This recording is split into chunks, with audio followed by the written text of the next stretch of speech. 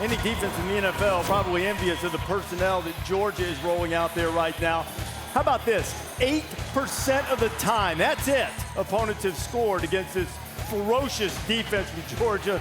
6 times in 73 drives. On pace to be the best since they've kept such records. They've only allowed 385 yards on the ground. 82 players have run for more than that.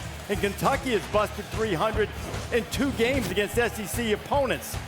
And then look at all of the negative plays. 146 plays, either didn't gain or went backwards. 112 defensive snaps in their own territory all season, which is completely absurd. And look at the points. 33 points allowed in 6 games. There are 101 teams that have given up more than that in a single game at least once. Other than that, Kirby Smart's got a lot of work to do on this defense. Kirby, how would you say your defense, we're pleased to be joined by the head coach of the Dogs, which you are too. How would you say your defense has played to the standard that you would like them to play in terms of executing assignments? I love the way they compete game in and game out. They love to play the game. They love each other. They got a great connection. They got a great defensive staff that sets them up for success. We've got some really good players up front that have led us, and they practice the right way, so that's why we've had success.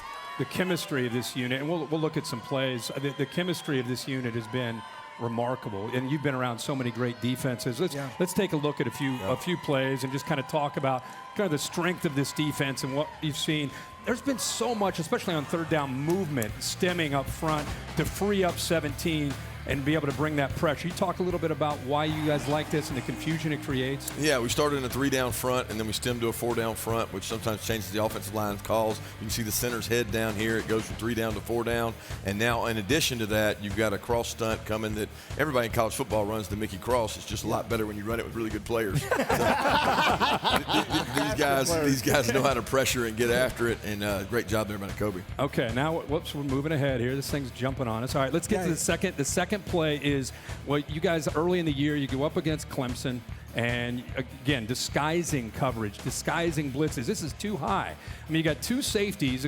The young quarterback's thinking, all right, cover 2, I got this. This is easy. They're playing zone, and snap of the ball, pre-snap to post-snap's a different look. Talk about that, and again, adding to the illusion and the confusion. The biggest thing is being able to bring pressure without having pressure. You know, we're not playing man behind it. We're playing different forms of zone behind it. It becomes pressure. Again, you got good guys effective. You see JD and those guys pushing the pocket here, affecting the quarterback. The coverage changes after the snap, which is always tough on the quarterback. Yeah, puts a lot of pressure on any quarterback. Now, we know that Kentucky has some ways to attack. One of the ways is to be able to get the ball to Wan'Dale Robinson in space. This is motion before the snap, an indicator. You got man-to-man. You have soft coverage way at the top, telling the quarterback, let's get it out there. Just throw it out to him in space. How do you defend that? Touches, man. Great touches. Can you go ahead, Des. Can you watch Zero? Go ahead. Oh, watch Zero. Wow. Hello. That's a great scheme play some. because his touches are explosive. Yeah. You know, over half his touches he's gotten this year are over 10 yards. And they're going to get him touches. You know that. He's a really good football player. They've done a tremendous job getting him the ball in space. Yeah, in space has obviously probably been an emphasis on you guys this week and what you want to do. And then QB run. Yeah. QB run always is a concern, but when Will Levis is a monster, he's like a tight end running the football. Talk about what you're talking to your guys about this week about extra hat in the box. Well, right here, yards after contact are critical. They do a great job. He pulls it. He reads it right. They're trying to squeeze scrape over the top, and now Hat's on the ball. Watch how many yards this guy gets after contact. 1, 2, 3, 4. Another one, 5, 6 guys. He's gotten 20 yards after contact, and that's big to not being in 3rd and 1 and 2 all game long. That's what happens when you put mayo in your coffee. Yeah. Will Levis does that. Will Levis does that. When you look at this Kentucky offense as compared to what you've seen in previous years, they have a new system. What creates the biggest challenge from their new system, what you'll have to deal with this afternoon? A lot of condensed sets, a lot of motions and shifts. They force you into some tough decisions, whether you're going to play zone or man. They do a really good job. A lot of the LA Rams offense shows up in this offense, but they have not lost their toughness, which they have. They're physical up front.